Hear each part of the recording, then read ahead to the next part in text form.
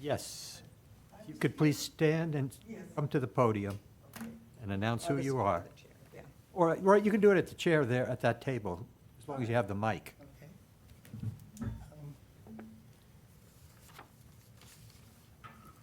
Okay. My name is Sue Christie, and I was here at your January meeting and to discuss a situation that we have at Windswept, which is on Mill Lane. And when the meeting was over, I was told that you would be discussing it in this meeting. Yeah, we do have it as an agenda item Okay, I'll go back to my seat. in a minute. Why don't you just sit there, because then the next one we have is a communication on this issue. Yeah, okay. So, otherwise, I don't believe, do we have any public comment from the Zoom? I don't know how, anybody on Zoom besides Doug Prentice. No hands raised. Pardon me? No hands raised. No hands raised. Oh, okay, thanks.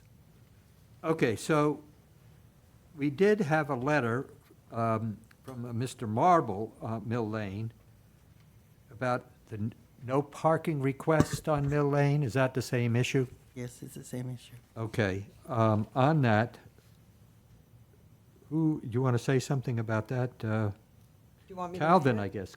Oh, no, yeah, Calvin is the one who received the letter.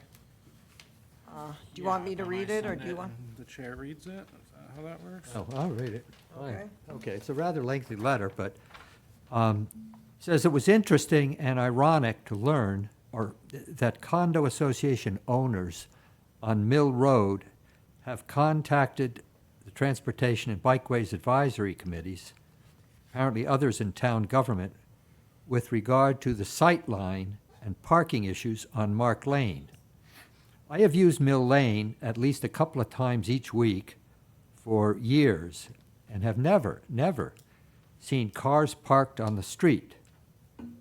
There are obviously one-time-per-year exceptions, like Santa Stampede. So I wonder how much of an issue this can really be.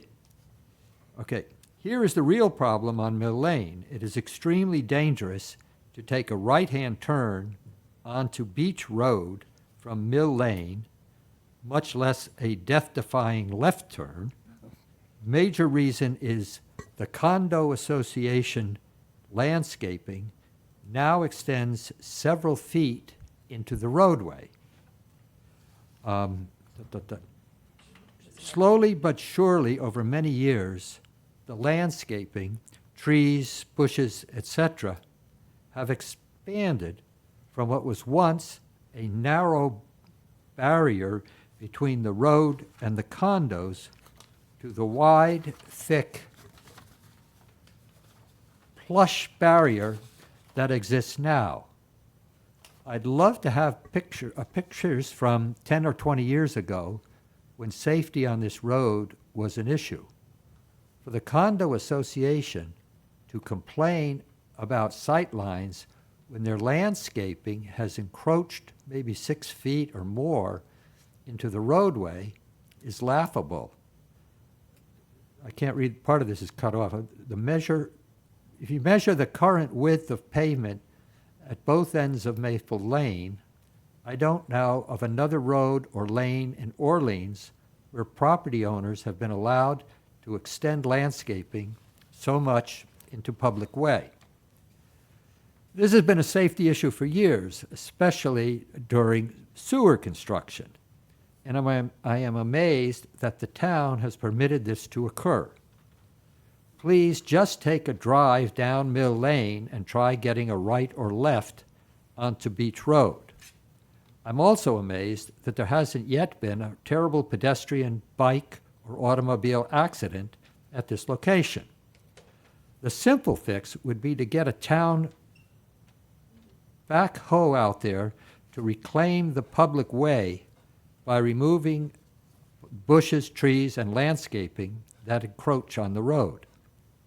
I ask you to please forward this communication to the Transportation and Bikeways Committee, Police Chief Scott McDonald, and all other town officials who might be connected to this matter, thank you for your time and attention.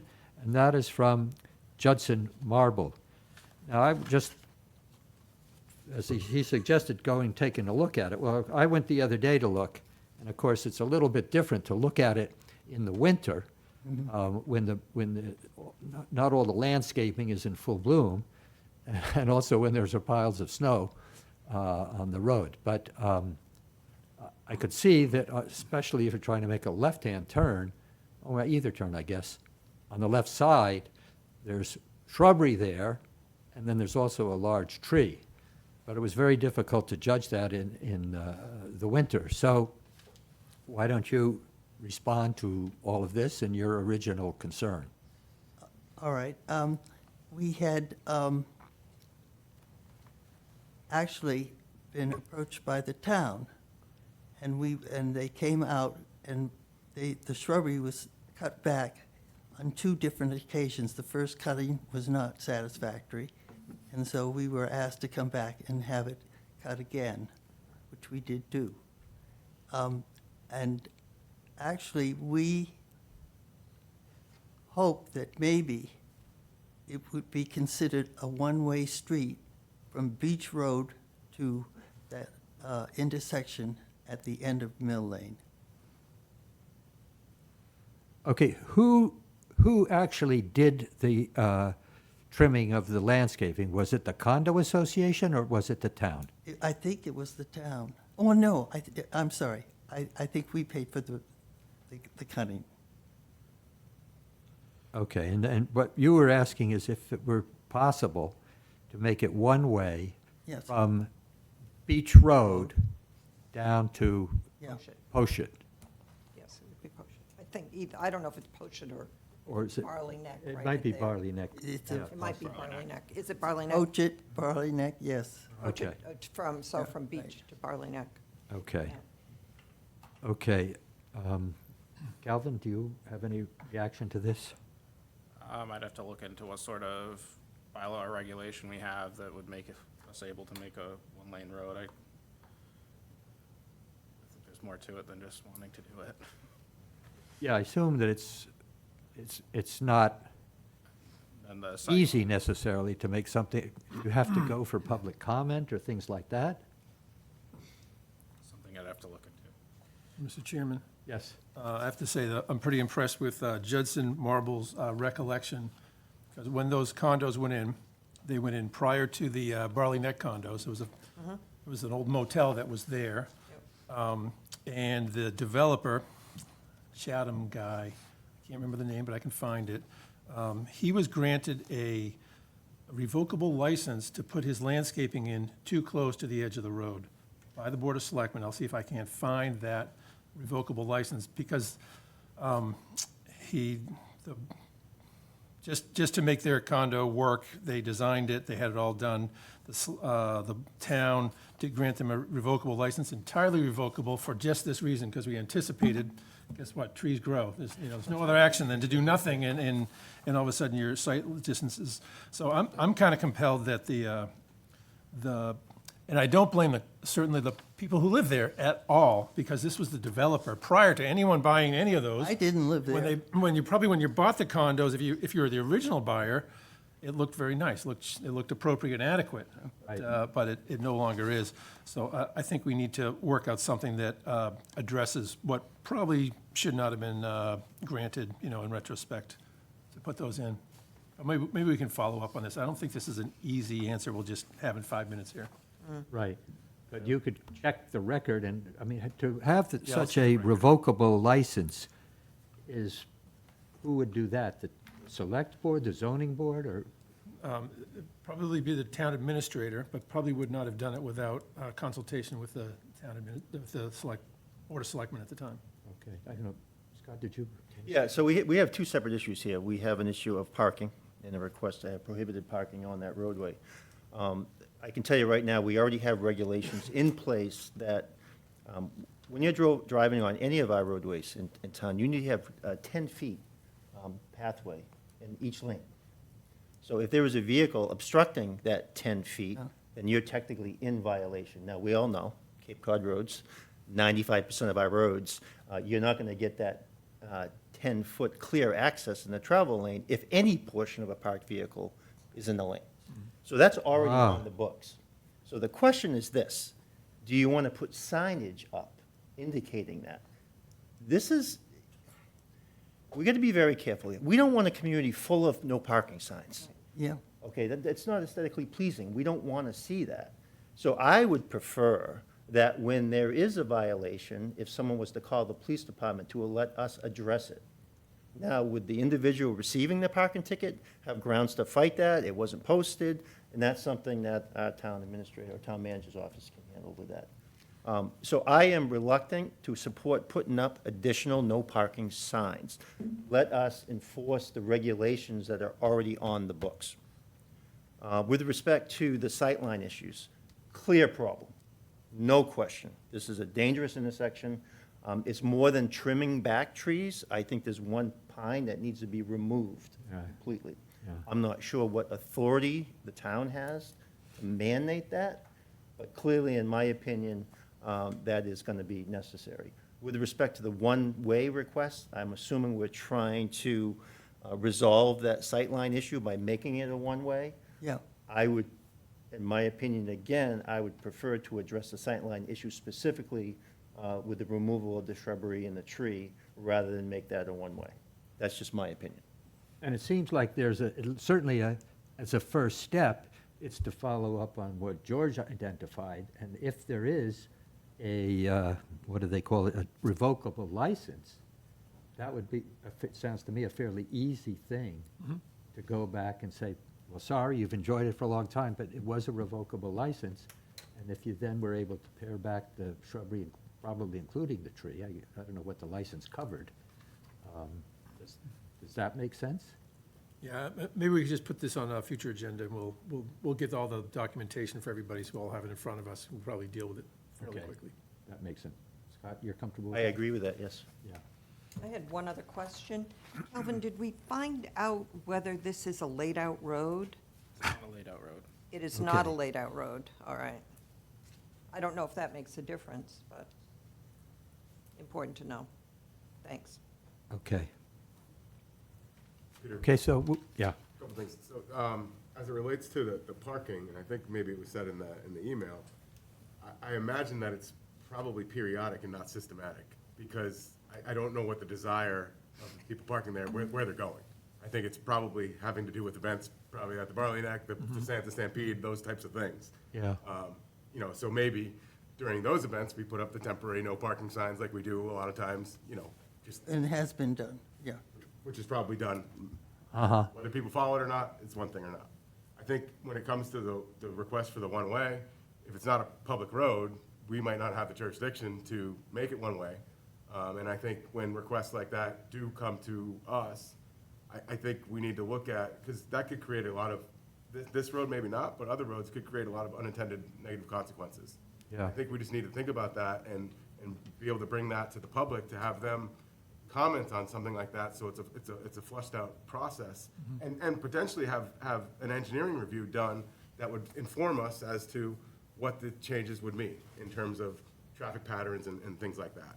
So I just think as a matter of course, I think we're happy to entertain these types of requests, but I think there's a process that has to be followed before we say, okay, we should recommend to the select board or whoever it might be to make that a one-way, one direction or the other. I think Right. there's some legwork that needs to be done for us to be comfortable before we even make that request or get on board with it.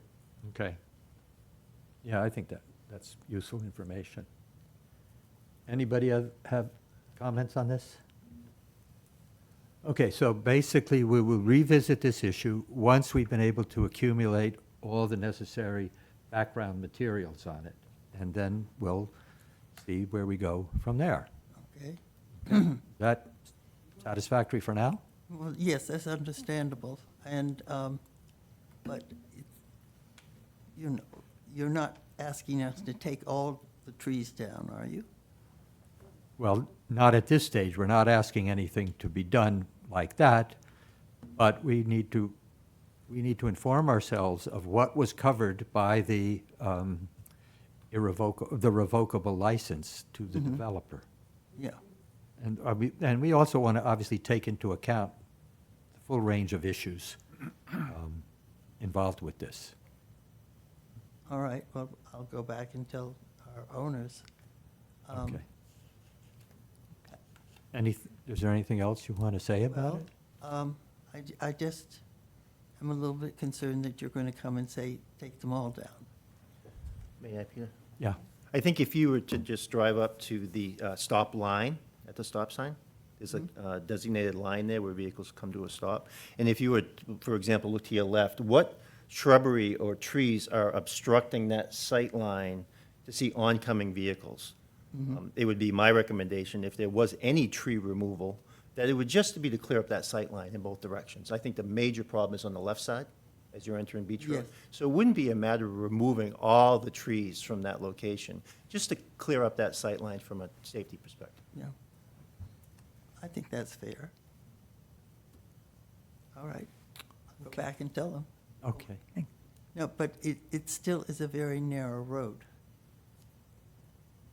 And, I mean, that's not our concern.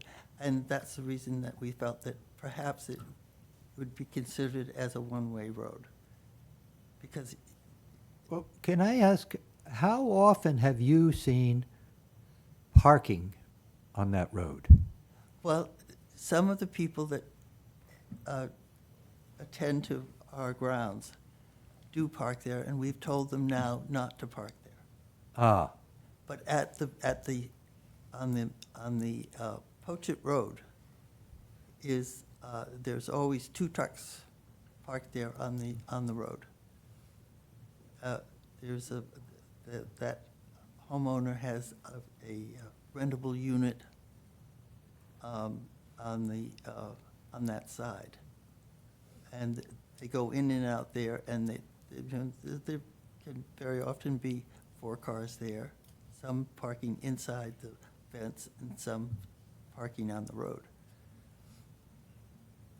this is on Mill Lane or on Poshet? Well, actually, they park on Mill Lane. The house is on the corner of Mill Lane and Poshet. Oh, okay. Okay, and so they, probably their biggest parking area may be on the Mill Lane side of their property, but they're a corner property. Yeah.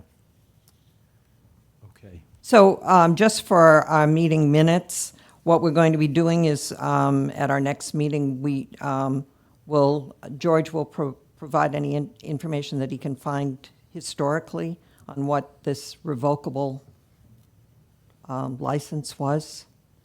And are we going to be looking into what is the town policy regarding changing of a street from one way, or is that something that we would do down the road? Just first look at this, what was the specific license that was given? I would think we should take it step by step. Okay. I mean, if there's, yeah, I would say the least, Is it a concern that it would set a precedent? well, that's one of the concerns, yeah, but also how it would affect the traffic flow and what would be the consequences of that for how that road is being used now and where it would divert traffic. So, I mean, there are a number of issues that we would have to look at. Unless, I don't know, anybody else have any comments on that? So we'll move carefully. We will keep you informed and try to find a solution that is reasonable and amenable to people. Peter, I think in conjunction with looking at whatever that license was, whether we can just determine whether it's a private road or public road, I think it's private, but. It's on my list. Yeah, I think those 2 things would be important, and we can. Right. Jump Yeah, from there is a there. chance beach is laid out to a certain extent, Right. not the whole thing, so I'll check. Yeah. Okay. I didn't understand the question. I think determining whether it's a public or private road is an Yeah. important piece to that as well. So in addition to looking at the license, I think we could probably discuss the public-private piece at our next meeting as well. Yeah, all right. Fine. Trying to get as much Yeah, far down the information. road as we can, so Yeah. we have, Yeah. can make it meaningful. Yeah. It's a public road, but it's not laid out, so we're just have, really the It is- pavement width to work within. Okay. Okay. Because our fear might be that, if you delve into this more carefully, that we may end up having to plow that road. And that is something that we really would feel was not our intention to plow it. Okay, well, we're not trying to open a panoply of issues here. Yeah, okay. And so we will work with you, as I said, step by step, find the least, solve the problem in the most effective way without upsetting the apple cart completely. Thank you very much. Okay, thank you for raising this. Okay, the next is these, the signage issues there. Oh, yes, Alice. Real quick, no discussion, just a couple of updates for public comment. So just, at the last time I attended your meeting, we discussed really quickly bringing up the line item that we've wanted for the committee over the years in the DPW budget, and both Meph Runyon and I spoke to that issue with the Select Board and Finance Committee when the Finance Committee and Select Board met. So I thought I'd mention it to you for you to keep your eye on it, because it looks like that should be included in the DPW budget. The other thing is, it was brought to my attention recently by a gentleman I worked with on the Cape Cod Commission Vision Zero Committee. He sent me an email actually this morning, wanting to be sure the committee was aware of the discussions that are going on regarding the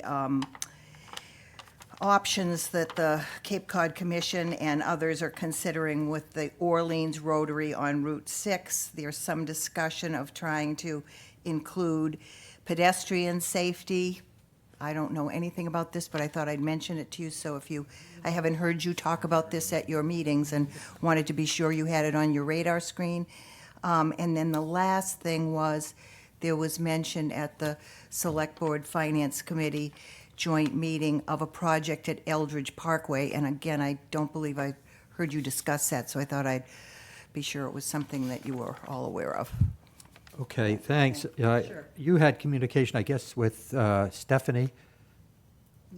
Yeah, from this gentleman on the Vision Zero. I Right. sent her the email. Yeah, so that is something that we will look into, because obviously, That's going to have a big effect. Yeah. And as this gentleman said, considering putting anything to do with pedestrian safety at the Rotary is a little bit kind of out there, but whatever they're thinking about, you'll want to be aware of it, I'm sure. okay, so we will add that to an agenda item in the future. Maybe we try to educate ourselves a little bit for the next meeting, and then we can start to plug ourselves into whatever process is going forward to address those particular those issues. Yeah, that would be great, Peter. This gentleman that was on Vision Zero is an Eastham resident, and he was writing from the standpoint of both Eastham and Orleans will want to, Oh, yeah, make you because aware of that it.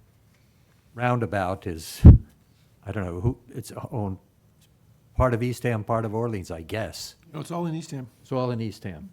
Okay. But we still have, we're in a butter of interest with interest. We're affected, yeah. Yeah. Okay, Thanks, George. okay. Thanks for raising that, Alice. Sure. Okay, so the next thing is Joel and Bob and Galvin have been looking at developing appropriate signage for the extension to the Cape Cod Rail Trail.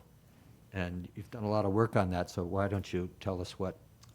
Yeah, I'll start. The three of us met on the 27th of January, which was, I think, the day after the snowstorm, and Calvin had been up for, I think, 24 to 48 hours beforehand. So I was really surprised to see Calvin there. He but was great. The The three of us braved their cold and all that stuff, and we just started out meeting on Salter Ridge, and we just talked a little bit about the signage issue, and then you know, the bigger, the other topic, which Joel will talk about, is looking at, you know, West Road, about maybe some ideas that we came up with as we kind of walked that area, initially looking at signage. And as you guys all know, I think the Overland Connector, there's no signage at all, and it goes down to 6A.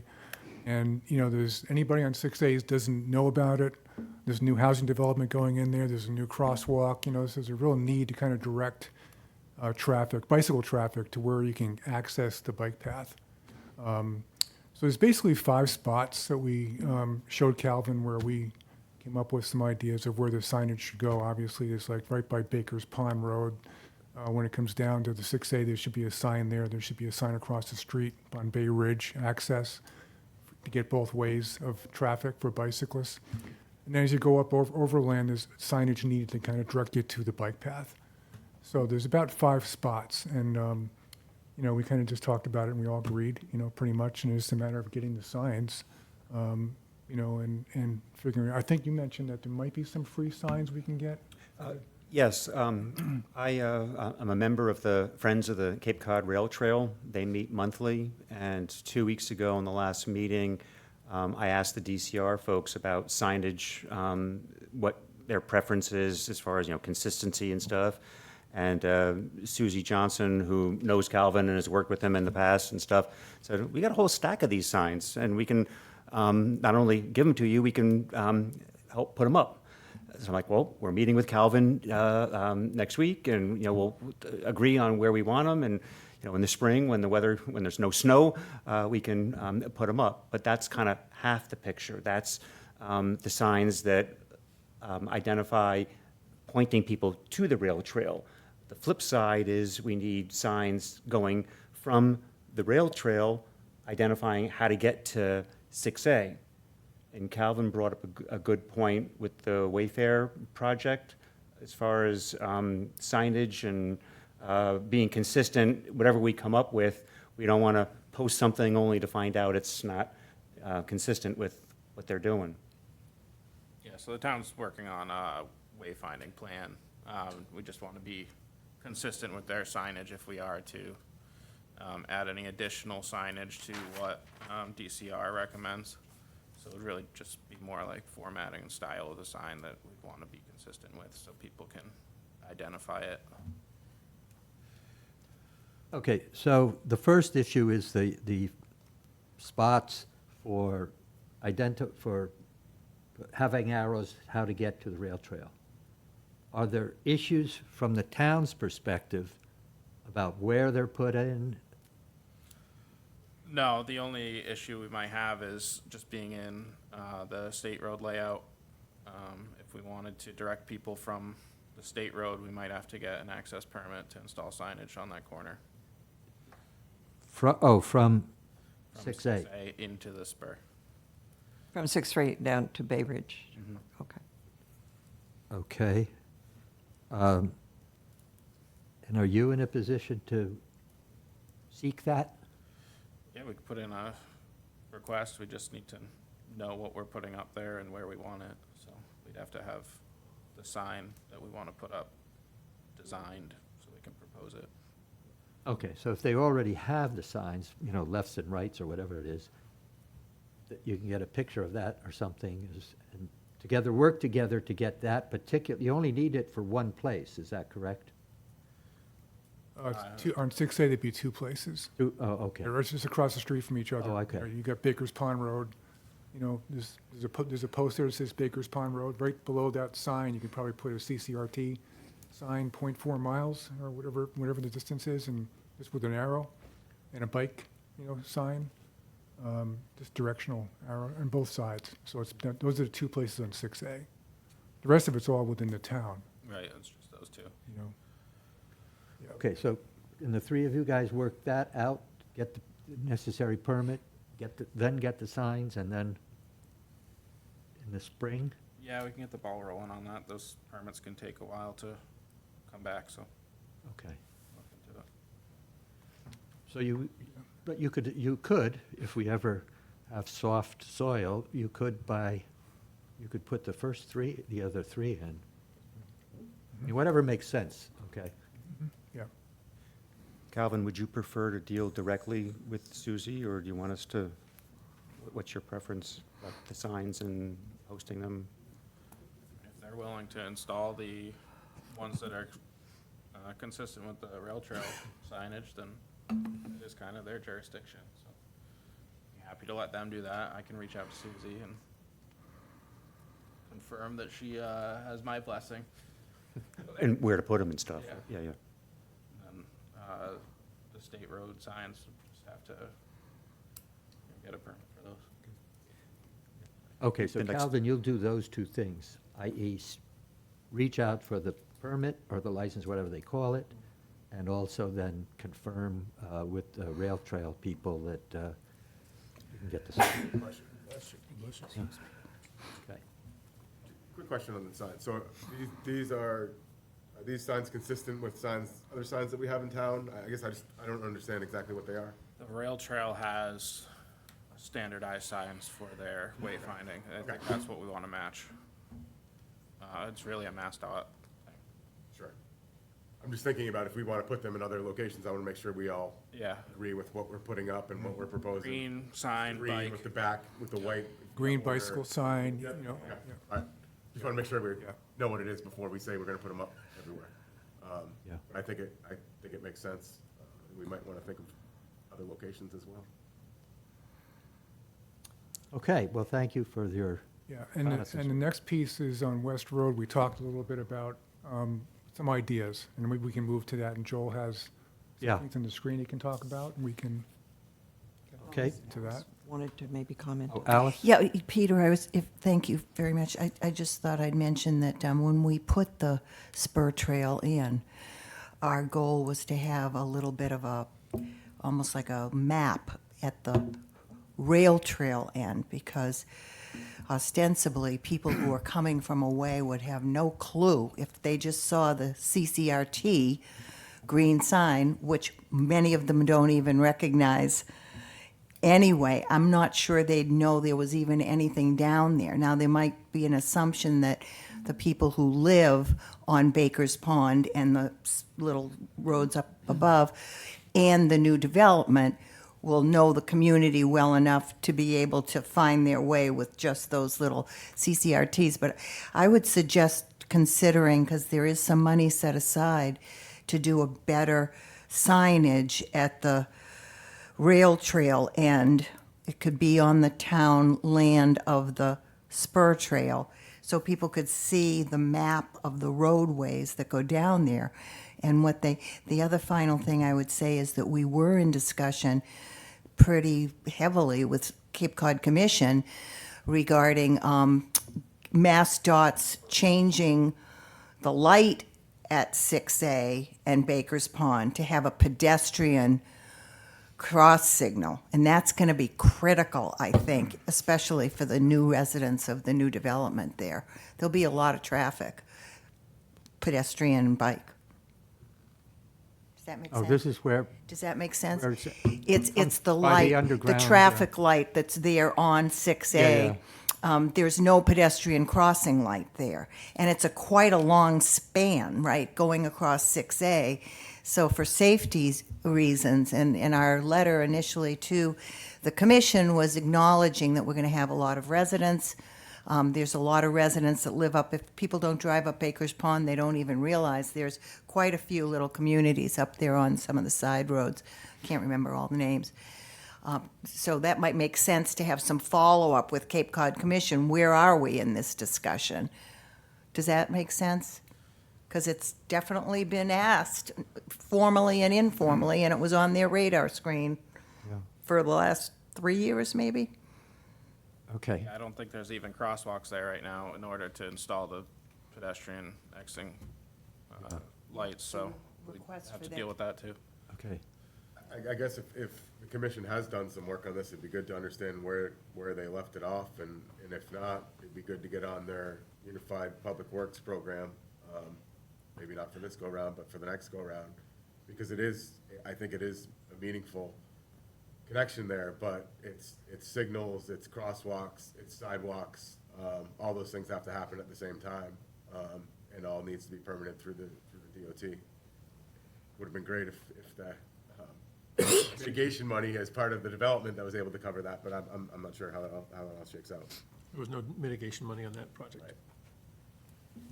Okay, is there someone who can try to dig a little bit deeper on that to find out? I can do that when I reach out to MassDOT. Dave Nolan is the follow-up on the commission end. Pardon me? Dave Nolan, you must know him, huh? He's the one at Cape Cod Commission. Yes. He runs their UPWP, the Unified Public Works Program. Okay. All right, so Calvin, you're going to also follow up with Dave Nolan and educate a little bit more of us on the situation there. Yeah, I had preemptively reached out to MassDOT, just their process for getting crosswalks installed. I got some information from them, really just they do it as funding's available and rank it off of highest need, so I mean, we could be in the queue, but pretty far down in the queue, so. I think there's probably a couple different ways we could do it. We could do it and try and have them do it, or we could do it as a permit project, which means we would do it, but we would have to find money for that too. Right. So there's A permit from whom? The state? a permit from the state, so you can either, kind of Right. petition the state to ask them to do it. I don't know if it would be considered a TIP project, transportation improvement project, or you can do it as a permit project, which you can pay for it yourself and permit it through the state. And then the state would just have to approve our design. Right. That, Okay. Well, if you can plan to give us a bit of an update at the next meeting, that would be very helpful. I will. Thank you. I can help you out on that too. Thank you. Or you can help me out on that, Okay. however it works out. Okay. Salty Ridge, CCRT, you guys have done a lot of work on that, and you've got your presentation. So, Joel, you want to walk us through it? Sure, sure.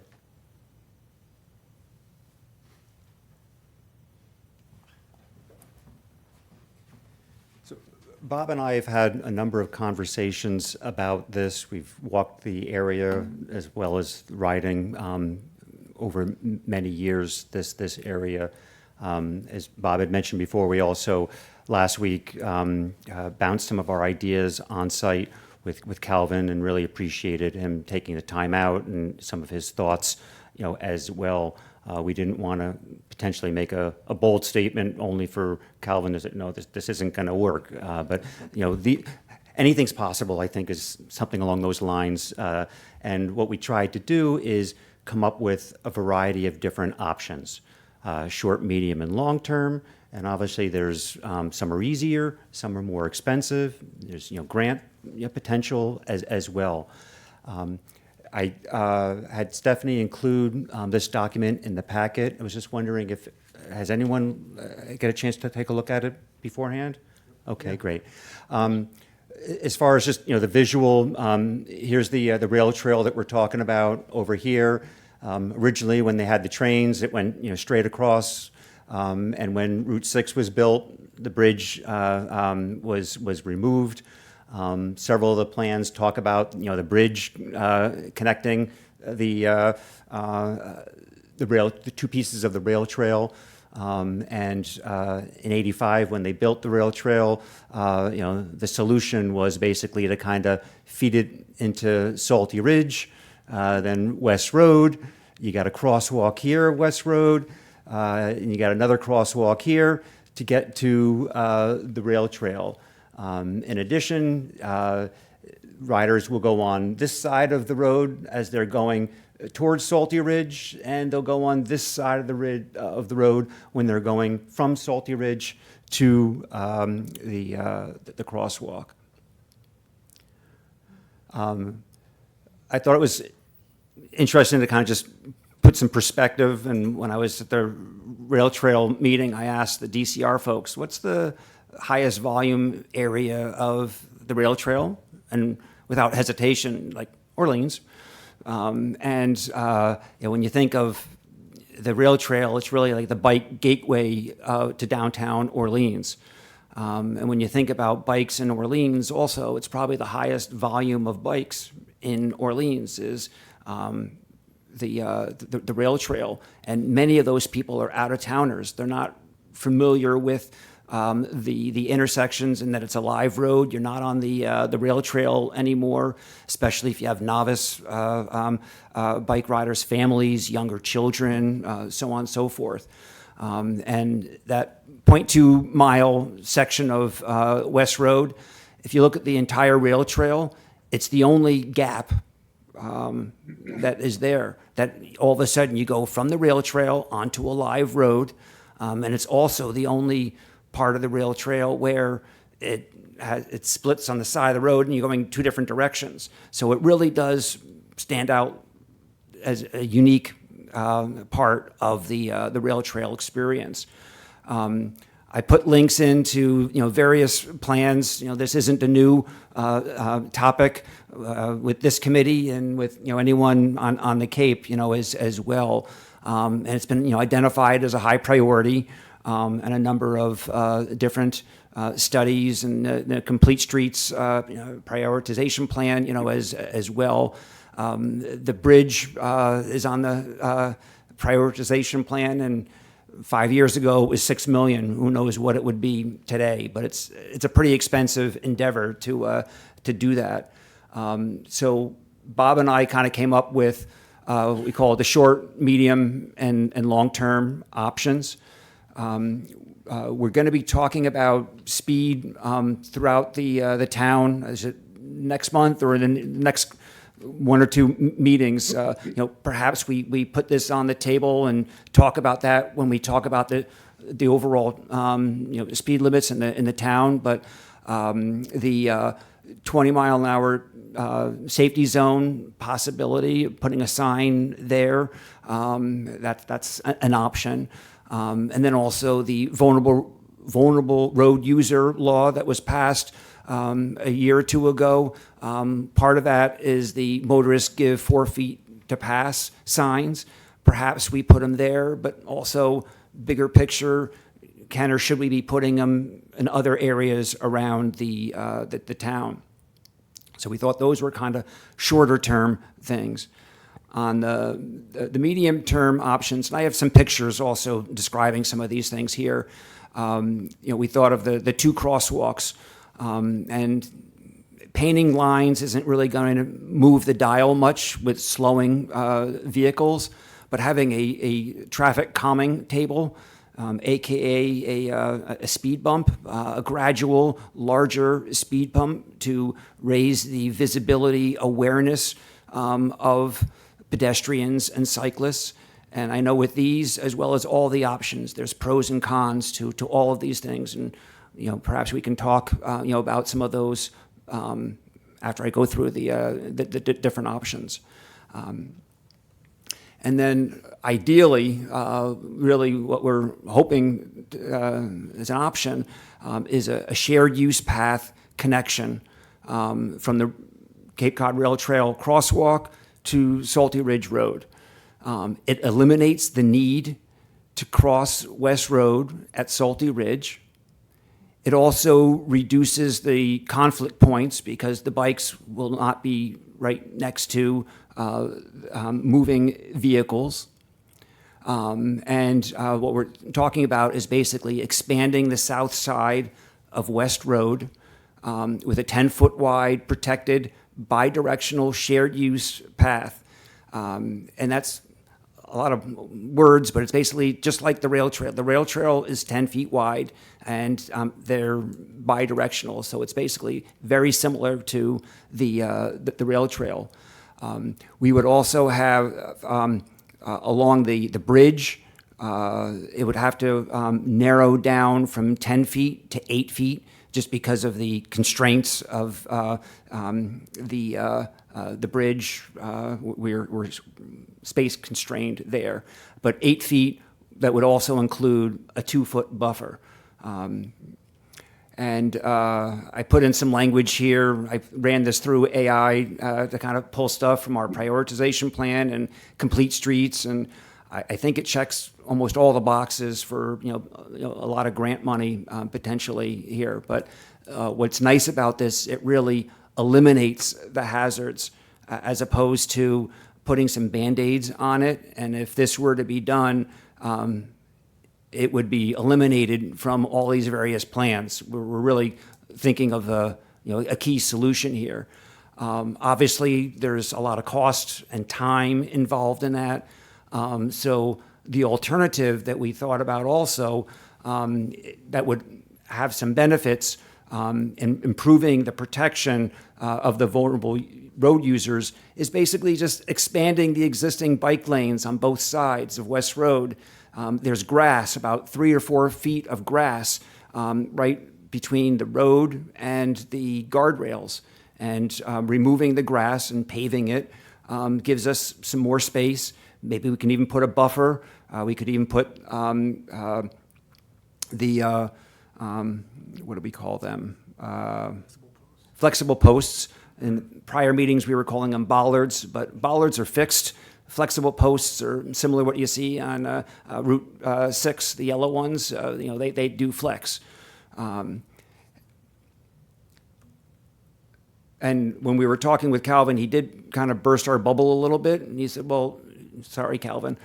He said, well, yeah, if you do that, you're going to have to grind the road down and repave it. So it's a bigger endeavor to just widen it by the 3-4 feet. And then some pictures. This was after one snowstorm, but not the big one, where the snow is. This is I'm standing at Salty Ridge, looking towards the bridge, and where the snow is, that's basically the grass, and it's about 3 to 4 feet. I measured throughout this area on both sides of the road. So for the alternative, this is what we're talking about, making this a paved bike path there. And here's the guardrail. And then looking a little closer, I'm like, oh, there's a lot of space on the other side of that guardrail. What if we were to remove the guardrail and either relocate it to this side or relocate it to this side?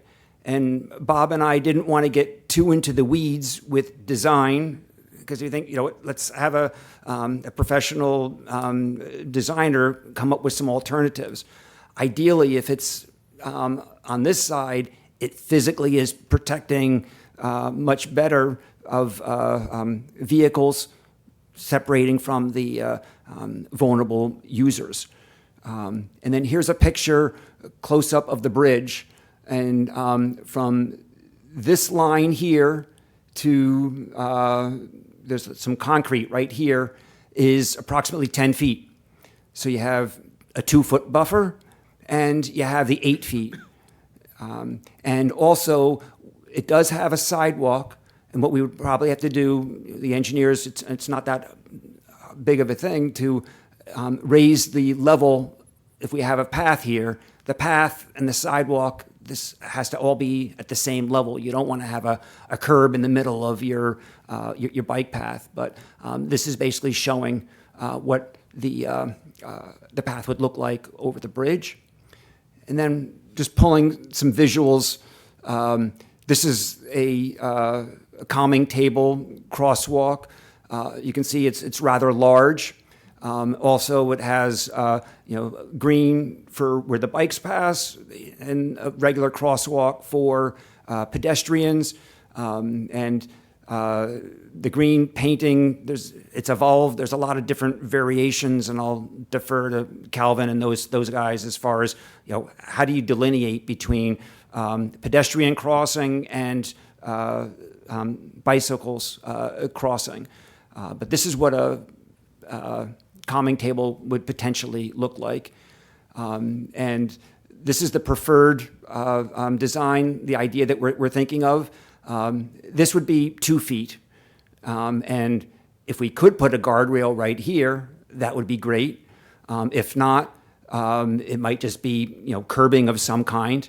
It might just be painted lines. I don't know. We'll defer that to the engineers.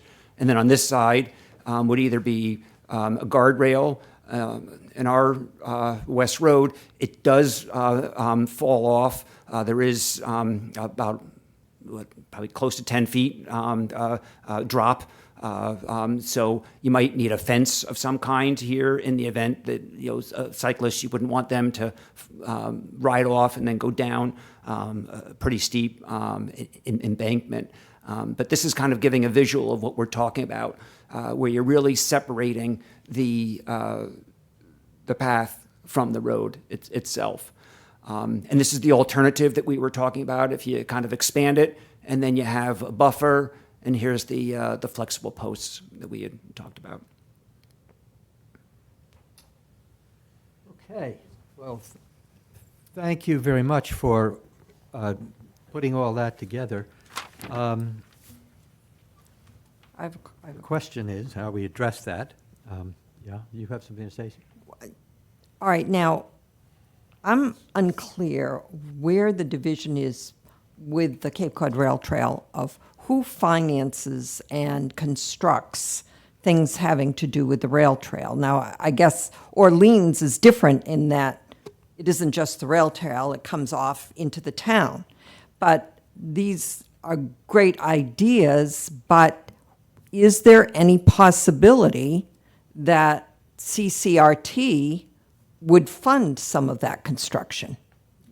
Does any, yeah, I can speak to the two latest rail, or I guess the three latest rail trail extensions through Dennis and Yarmouth, and actually four, and through Barnstable as well.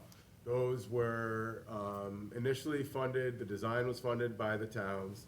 I think at some point the state picked up the design, but they were done as transportation improvement projects, and I think the statewide TIP picked those up for construction. So the towns primarily paid for the design, and then the construction gets paid for by the state. The concern that I have, Mass DOT can be challenging because they have very regimented rules and design justifications and whatnot, and it's hard to get exemptions. My concern with this section would be that, the bridge piece of it is owned by Mass DOT.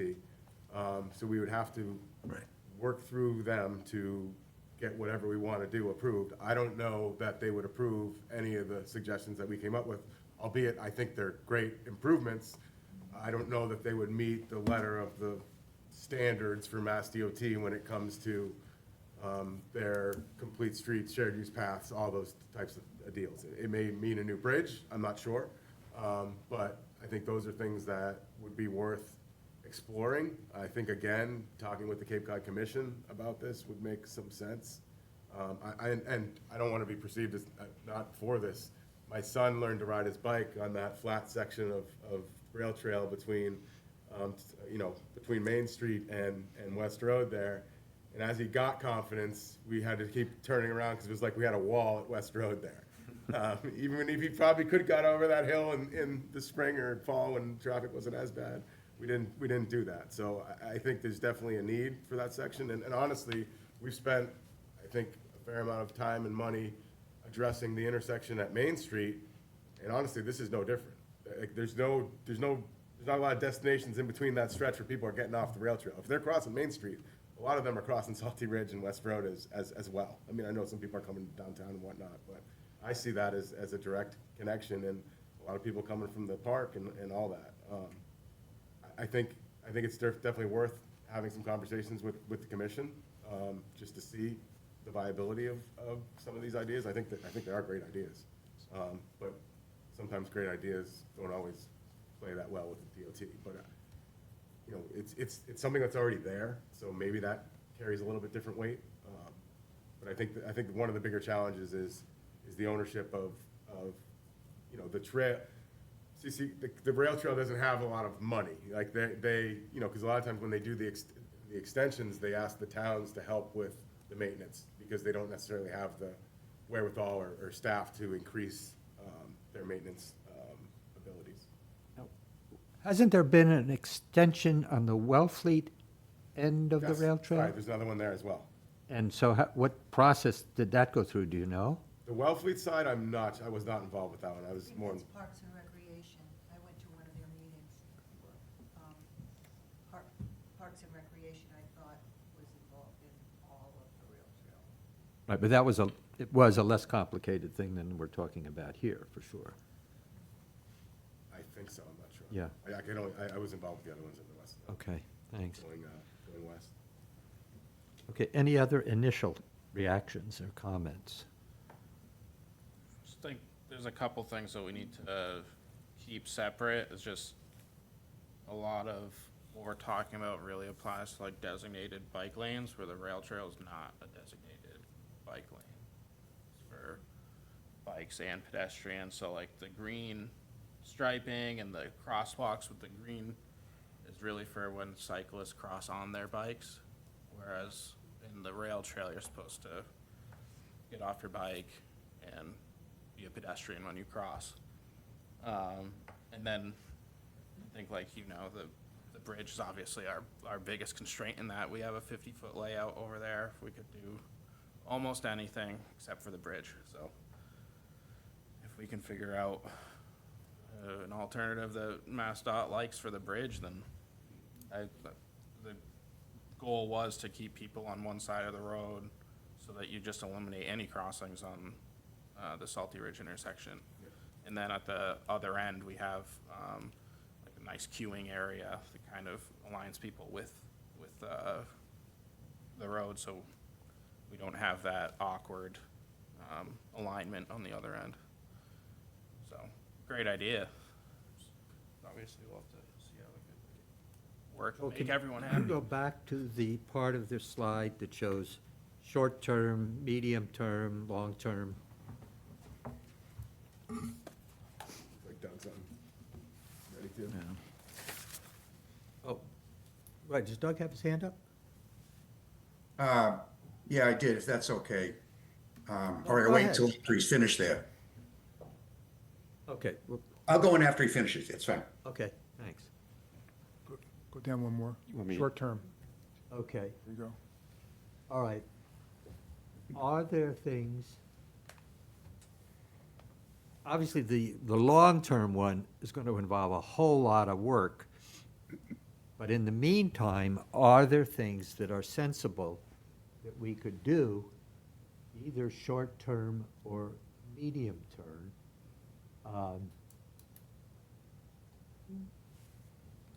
I don't know, I mean, the more motorists giving the 4 feet to pass, I know that's the law, but it's really problematic if people are doing that on the bridge and they're going over going over the yellow line to make room for the bikes. I mean, we can indicate that that's the law, but I'm a little bit worried about how it would be handled by drivers.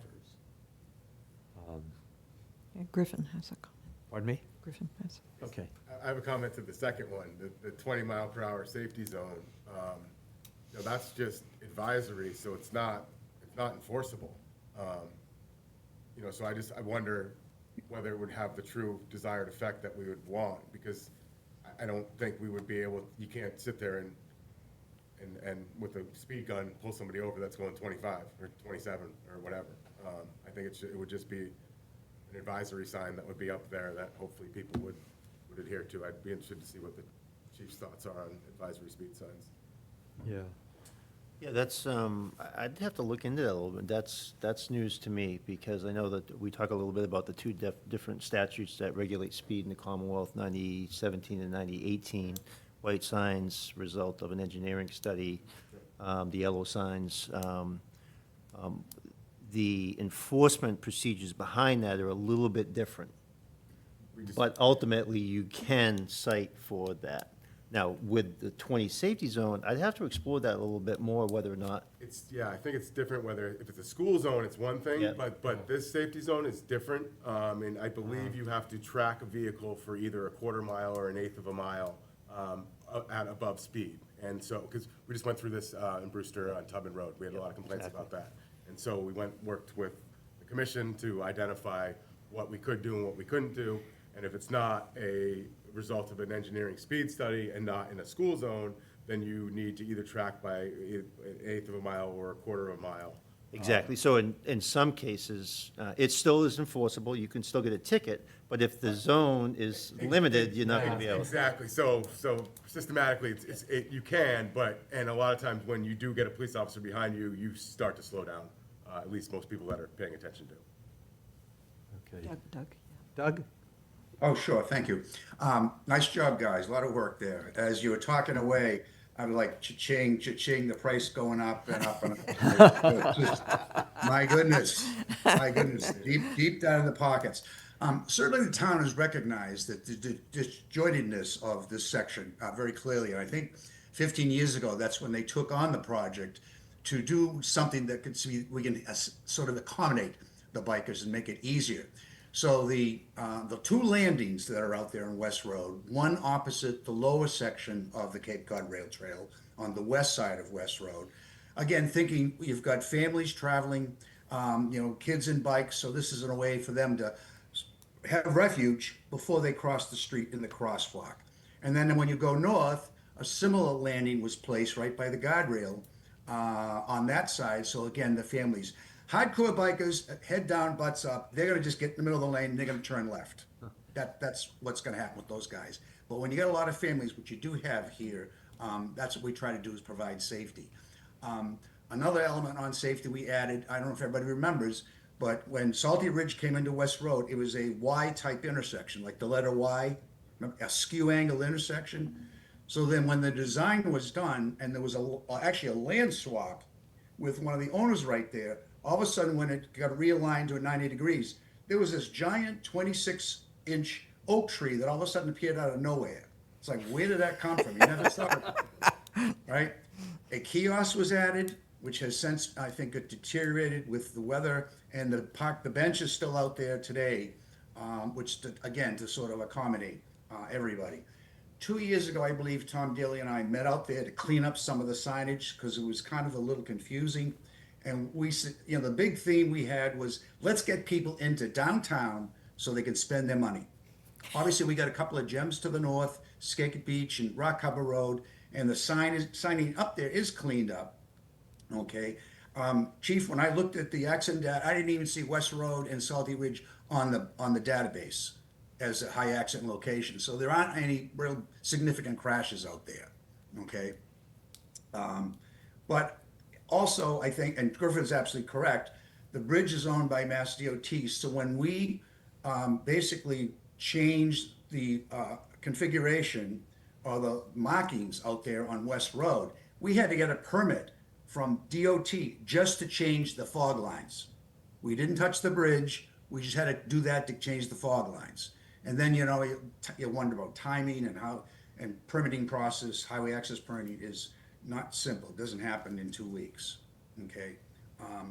But that's sort of some of the history out there. And granted, you get the downhill, as Griffin is talking with his son going down the hill there. It's a little scary, and I think that's why we had that landing off to the west side of West Road. But anyway, my 2 cents and 5 cents and 7 cents.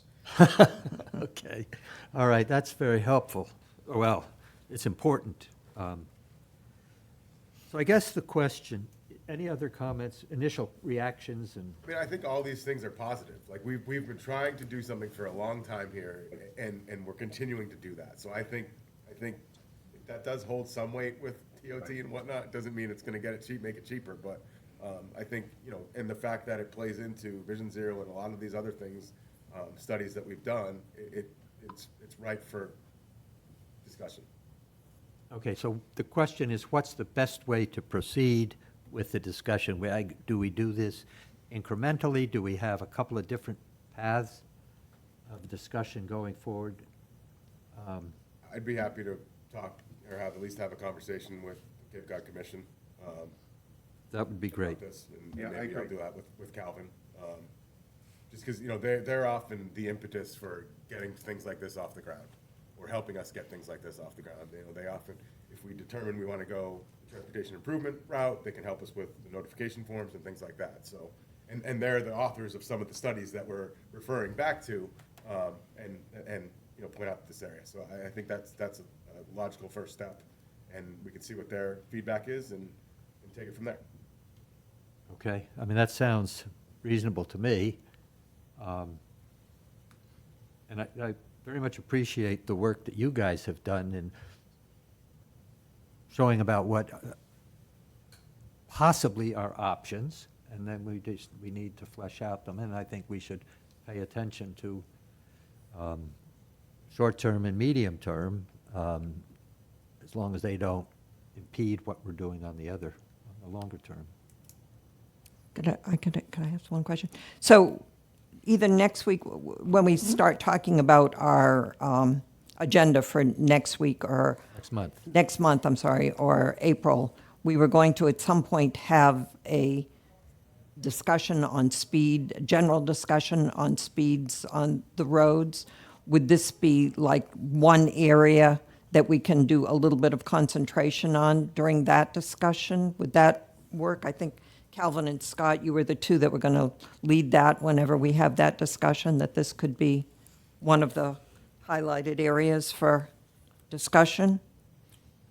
Well, it depends what To you guys MassDOT. feel best with. Yeah.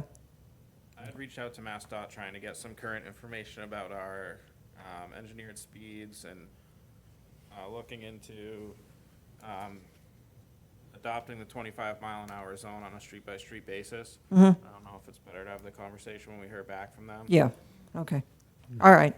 I can share the memo that I just put together about a month ago that talks about a lot of the different options that we have. And Steve Tupper helped me with that as well. So I'll be happy to share that with you guys. Please, that would be great. 25-mile-per-hour thing, or more Got broadly? basically everything. It's almost all of the different options that you have are in there. We tried to flush out all so the public could read it and say, okay, it's not that simple, but Right. but I'd be happy to share that. That would be great. So if you get that to Stephanie and she'll circulate it among all of us? Yeah, I'll get that over This- tomorrow morning. This is a comment. I'm kind of a newbie, permanent newbie here, but has calming tables been discussed in the past about these two locations, just to slow down traffic?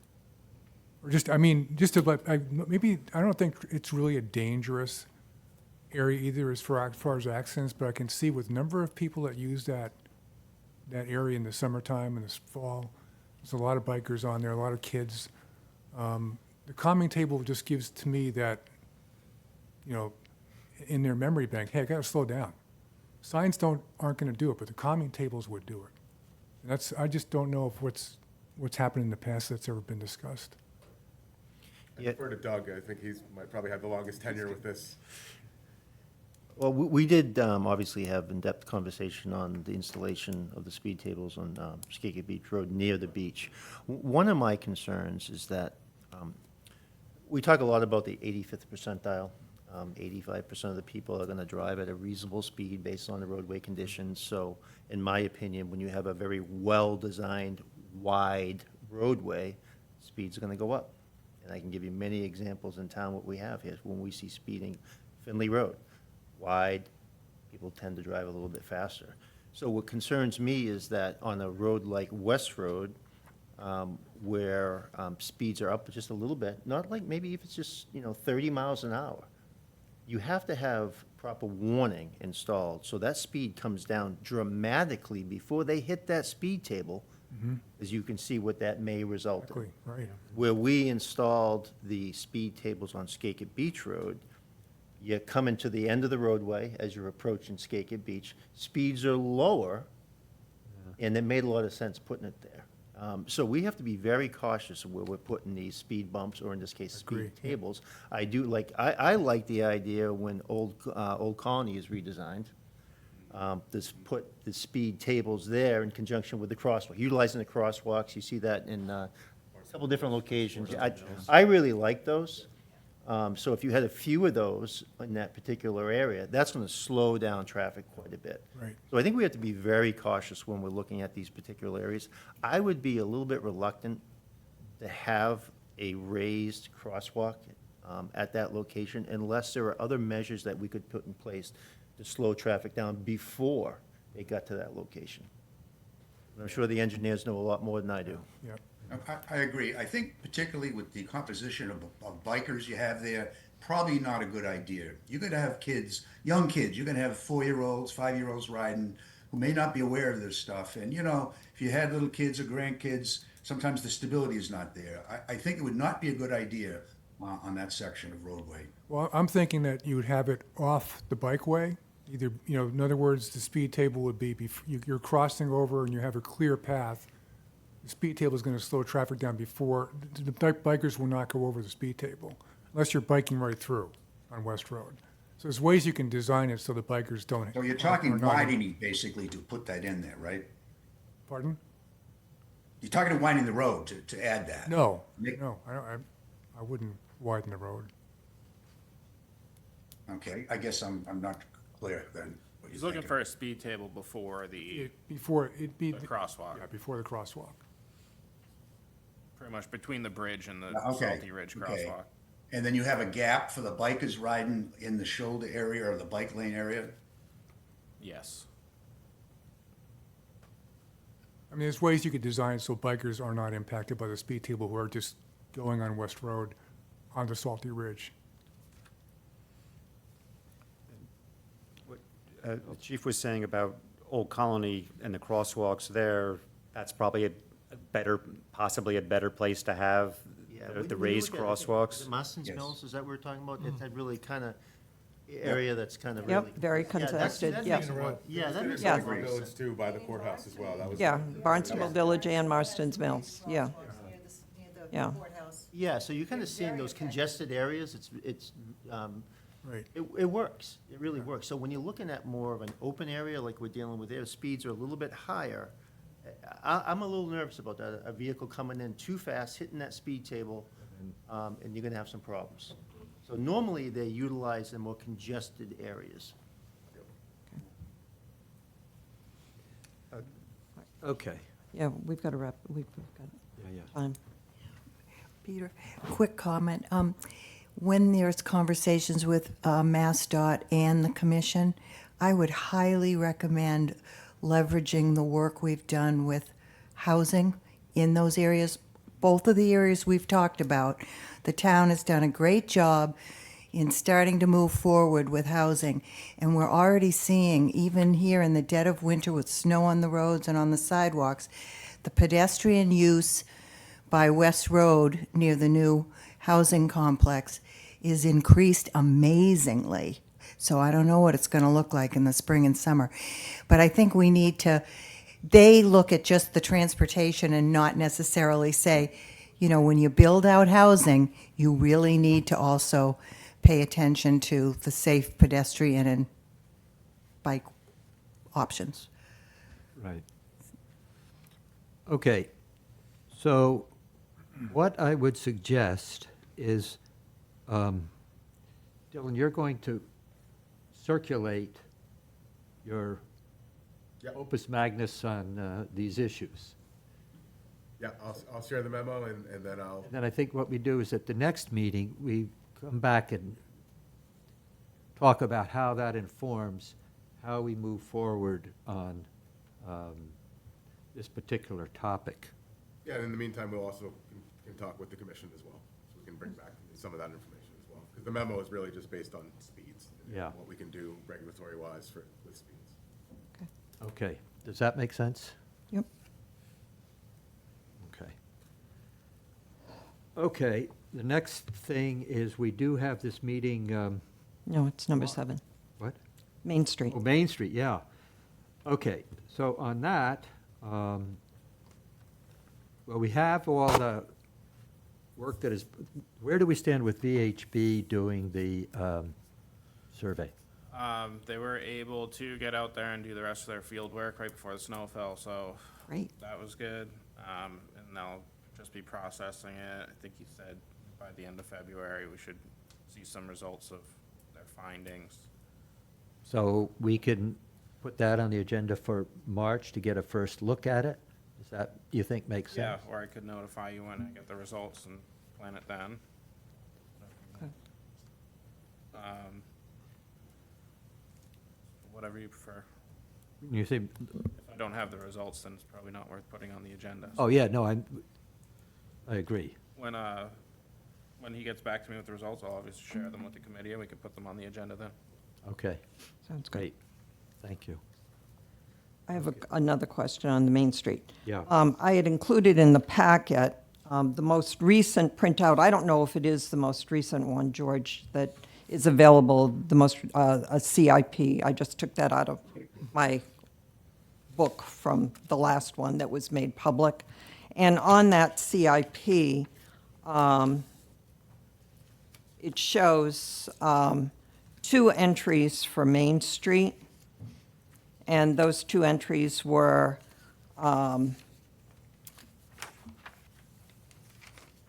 in fiscal year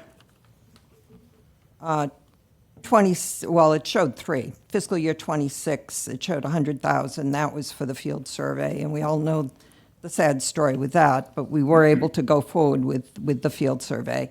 In fiscal year 27, it's showing 500,000 for Main Street.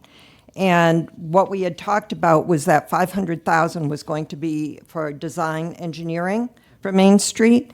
And then it shows the other entry is $10 million in fiscal year 31. But what we had talked about was, since we're not going to be moving ahead currently with the Old Colony reconstruction, that perhaps that we could get that construction of Main Street moved up and done much more modestly than our original plan, so that hopefully it wouldn't be the full 10 million. But I just wondered, do you know what has been submitted in the budget and for fiscal year 27? Has it been submitted to be in the warrant for the May town meeting, or will it be able to be, since it's still on the CIP, will it be able to be presented in a warrant article in November? Do you know what the plan for that is? I know that there was $500,000 for design Uh-huh. submitted for FY 27, 6 million for FY 31. Oh, great, okay. So 5 million for 500,000 for 27, and 6 for what year? FY 31 for construction. Oh, so it's way out in 31 still. Okay. Is there any, how do we go about moving? I guess this would be a larger conversation. George, maybe I could have it with you later about how do we get something moved forward? I mean, this is way out. If we're doing design construction in FY 27, and we want to do construction as soon as possible after getting the engineering design, how do we get that moved forward from FY 31? How do we get it? So maybe we could have a discussion after this? Well, let me just say that Go ahead. DPW submitted a capital plan request, and it included this, just as Calvin said. And if something is listed in the capital plan, it can be funded with a 2/3 vote if it's debt. Right. You know, it doesn't require the 3/4, so you're good there. We don't even have a survey in our hands right now, so it's unlikely that May's kind of out, because we don't know Right. what we want to design. Right. You know, tell the voters what you want to design before you ask for the money to do it. Right. You know, frankly, I just think we've got a library and a fire station that are sitting on here, and we've got a every 3-year sewer phase, and those are expensive items. They are. They cause reshuffling of priorities when those things have to get done. So I think that's just the reality of it. I wouldn't worry about FY 31 this year. Okay. I would, if you get the design money and you're ready, you have design ready and you're ready to go, probably get that moved up a year or two if Okay. the time is right and the politics are right. All right. When we Having it on the plan is the best part. That's what you need in this town. You need, Pardon me? Having it in on this the town, you plan need is your the most- items to be on the 5-year capital plan. Yeah. Future funding. All right. So long as it's in there, there's flexibility of It time. doesn't commit any money being All right. spent, you know. All right, so if we're saying that it's unrealistic to think, we would be asking for high 500,000, because we're not ready. We're not even going to hear from them till March or April, and so we wouldn't be ready. What about the possibility of that 500,000 request being as a warrant article in November? How would that look? That is perfectly consistent with the capital plan as it's proposed now. Okay, That will be during the fiscal year. okay, You could even potentially go to the following May and do something in a special town meeting with the current fiscal, using the current fiscal year CIP money to fund it. So you're good. This is not going to get in your way of doing a project. We got other things that we need to address first. Yeah, okay, all right, so, And I think when we chose those dates, we were also considering working Old Colony Way in there, so we wouldn't want multiple things on 1 year. So we have $350,000 for design, FY '29, that we don't want to conflict with construction for Main Street. So depending on how that shakes out, it can all change, but we didn't Okay. want to plan things at the same time. all right, you're staggering it, yeah, okay.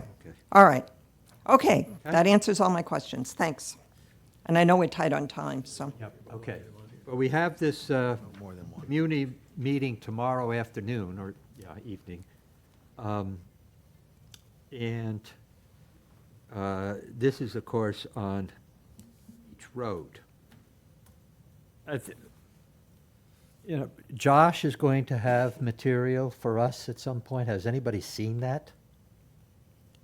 We had distributed materials in the past. yeah, that, I tried that link, it's dead, you can't pull it up. Okay, well, I saved them. I can send them back to you again. Okay, thanks. Okay, yeah, because, Looking for the alternatives. yeah. What he was going to present. And, Yeah, I mean, it's pretty much the same presentation he had done in our Mm-hmm. previous meeting, and he'll just be there for, you know, questions from the public, share anything like that. but he's going to be here on Zoom or something? He'll be there He'll at be the here. podium. Oh, he'll be here at the podium? Yep. Okay. I think we have to be careful how we handle this, that I can see where VHB has done sort of the two ideal versions of this. And. I would say 2 versions. Two versions, okay, all right, yes. They're ideal, yeah. No, okay, that's not the We're word. I working to would- find the ideal version Yeah. of this meeting. Yes, because I believe there will be a lot of anxiety at those versions. So we need to emphasize that this is 2 versions of potentially, they were contracted for 4. And so, in terms of how we proceed, we have a very straightforward agenda for the meeting, bare bones. I'll call the meeting to order. I'll introduce the committee members and VHB, and then I will also say a few things about how this is very, very first look, preliminary look at the situation, and I guess we're going to have 2 boards up. One is recommendations, and the What other we're is going to do is we're concerns. going to have 2 of the flip boards, and what we're going to, as people had questions and comments, we were going to use one of them to talk about what their comments were on the plans or what they would like to see other than the plans that are being presented in this feasibility study. And then on the other flipboard, what we were going to do is, we all recognize this is a very long-term plan for Beach Road. And when we had the Main Street meeting, everybody wanted to talk about what they wanted done today, because there's a huge safety problem they felt today. And so what we were going to do on the second board was record everyone's comments on what are the things that we can do before we get to the point that we do a major, like sidewalk or multi-use path construction. So that's what we're going to have on the 2 boards. So I hope a lot of you can attend. Are you going to still be able to be there, Griffin? Oh, great. George, are you going to be able to be there, do you think? To attend, yes. Wonderful. Maybe after the meeting, Jeff, is this, do you have a meeting at 5:15 in here? Oh, great, okay. So I think our recording, or our broadcast will be cut off at 5, but we can still use the room a little bit. Maybe Griffin and George, could we stay for 5 extra minutes after the meeting to just go through how we have it structured, to get some ideas from you on, no, you don't do that, whatever? Better now than tomorrow afternoon, yes. Okay, great. All right, great. Okay, Thank you. okay. The next question, or next issue is this, the staff liaison review, and there seems to be some confusion. You have the same, you have the same list that I have? Yeah, I sent it to you. Yeah. Yep. Okay, So this was a request that came from the town manager's office. I'm not sure if the select board was involved in this or not, but essentially, on this list that you have in front of you, there are 37 committees in town. Each committee has multiple members. From time to time, several of these committee members are communicating with the town manager's office. It's just too much. So in an effort to streamline this and minimize the number of people that actually communicate with the manager's office for any kind of request, they have designated a staff, town employee liaison for each committee. And the lucky winner is Calvin. You are the liaison. So the manager's office has very politely requested that Calvin be in charge of all communications between this committee and the town manager's office. The only thing I was thinking on the way over is with respect to the agendas. I'm assuming, was it you that typically does that? I don't think that's a problem because that's going to the clerk's office. Just to relieve Calvin from some of those tasks, I think that'd make a lot more sense. But with any kind of requests, special requests from the town manager's office. Yeah, I think, requests through Amanda for advertising and just general questions, anything like that, can go through me first. okay. What about an invitation to attend a meeting? So we have one of those pending right now, if I may, requesting to discuss a crosswalk policy. And that's kind of in limbo. Yeah. But I think, Calvin, sorry for making the pitch on your behalf, but, I'm glad to cede it to you. We can decide who wants to do the talking on that either way. I think just having a liaison for every committee is a really good way to start organizing things. So, sometimes we as staff have multiple committee members looking for our time on one issue, and it'd be much better if we can just kind of organize ourselves on the inside, What about communicating with other committee members? Like, if we wanted to talk to you, do we have to go through Calvin? Absolutely not. Okay. I don't think you will anyway, so. Okay, so this is really focused on traffic control with the managers. Committee to the selectmen goes through the Select board. liaison, yeah. Okay, Okay, does that take care of that one? yes? Okay. The minutes, You got a hand raised over. I'm sorry. Kate? Hi, I've been listening on to the meeting, and I'll just make this very quick because I know you guys are anxious to go on. I live on Beach Road, and I plan on attending the meeting tomorrow. And is there ability for me to preview the two versions that will be presented tomorrow? There was mention just previously about links and broken links and documents being sent around to the committee. Is it possible for myself to see those as well before the meeting? Well, we haven't seen them, so, They were presented in a previous meeting by this committee, so we will be presenting them again for the community meeting. Is there a way to see those before tomorrow, just so I can review them? I don't think it's, at this point, as I said, the committee has to reacquaint ourselves with it, and so it'll be kind of first look at it by us as well, so it's a very first look at all of this. Nothing's going to be decided. Right, And I there'll be- understand that. It's just wondering if you guys are reacquainting, it has been presented before, if those documents are available for people like myself to review before the meeting. They should be on the previous recording of this committee when it was presented. Which is when? Do you remember? Was our November meeting? November? November Great, 12th. Thank you. November 12th. November 12th. Okay, great. Thank you so Okay. much. We appreciate it. Thank you. Okay, then the question of the minutes from our January meeting. Have people had a chance to look at those? I got your time. Move approval, this please. time. Second. Thanks. Another one. Any discussion? Comments? Okay, we have to do a person-by-person vote. Yes. Okay. Starting over there. I will abstain. Abstain? Jeff Deering, aye. George Meserve. Abstain. Abstain. Peter Algar, aye.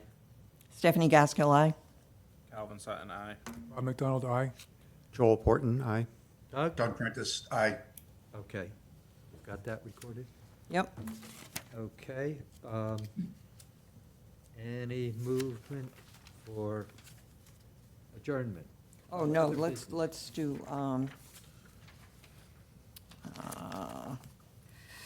Okay, under other business, I did submit the annual report that we were required to do that on, by January 13th. I circulated it to everybody just to remind you that. Okay, I'm sorry. oh, no, I think everything else that I wrote down under other business, we have already discussed regarding the Cape Cod Commission and the Rotary and the whole issue regarding Eldridge Park, West Road, and 6A. Alice It was, raised yeah, that, yeah. there was, it was discussed at the Select Board meeting. We're kind of in the dark as to what's going on there. So if there's any way we can get an update on what the discussions are anyway? Will we be Yeah. able to get that? In the next meeting? Yeah? Okay, great. Also, Chief, I'll just leave it to you to tell us when you want to have a discussion about e-bikes. I'll just take that off, and then we'll just, we're- it will be whenever you want to. We're presenting to the select board on Wednesday. Oh, you are? Yes. Oh, okay, great. So I encourage everyone that may be listening at home, take a look. It's going to be a very short presentation by Officer Zimber, but something that we use for our internal training on the issue. But it will give you just kind of a basic summary of the different classifications of the e-bikes. Okay, all right. So then, what about the road safety discussion that we were going to be having? Do we want to put that on the meeting agenda for March? Will, Chief, you and Calvin, we're going to be discussing that. Yeah, so Calvin was kind enough to reach out to, was it DOT, gentlemen? So we're just waiting to hear back from him. We want to have a discussion to make sure that we're on the same page and we're up to speed with the latest. And then once we have been educated, we will bring that to the committee for a presentation. So do we want to do that in March, or do we think we won't be ready probably in Well, March? we haven't heard back from him yet, correct? So We haven't heard back from MassDOT, so. All right, so, We'll keep that. just wait to hear from us. We'll let you know. all right, all right. Okay, thank you. Okay. All right. One more thing for the agenda, I just don't know, there's, recently, there was some more speed feedback signs that are gonna be, there's a program that was released by the state. I don't know if that's something that you guys have looked at and are looking at submitting on. Yeah, so I put it out internally in the department, what locations do we feel would benefit from that? I got a lot of feedback from our personnel. I just sent an email to Calvin. We had several discussions, so that's something I'm going to be shooting for. Cool, it seems like they're trying to give one to each community and maybe more. We're going to try to get more. Yeah, so we put in for a bunch in Brewster as well, so. Calvin's pretty good. He's all over this stuff, so. Good. No, thanks. So we can get a briefing on that? You think we should? And then there's also a map embedded in the program too that showed locations that they thought as well. And then the commission might have locations, so if we put it all together at the submission. The more I cannot tell you the compliments that I received on these solar signs, display screens. People love them. Yeah. They're nice. They make a Reminder. difference. They do. Thank you very much. So are we going to have that on the agenda for next time? Calvin, I think the whole agenda is going to be Calvin. The applications. I'll leave it up to him whether or not. He's great. So, It was just an update on it or whatever. applications are due February 28th. I think. I don't know I if think it it's, was, yeah. we want to do March or if we want to wait until we get feedback from them on what we've been granted. It's up to It you. doesn't sound like an emergency. I'd put it off until you Put have it off, okay. All right, we won't Got a lot going on. stretch it. All right. I'm just glad you guys are on it. That's all I care about. Okay. After 5. Is there a motion to adjourn? I make a motion to adjourn. Second. Second, okay. Yes, aye. Steering aye. By George Meservey. Hi, Scott McDonald. Hi, Peter Algar. Hi, Stephanie Gaskell. Aye, Calvin Sutton. By Bob McDonald. Hi, Joel Borton. Doug? Hi, Doug Prentice. Okay. Adjourned.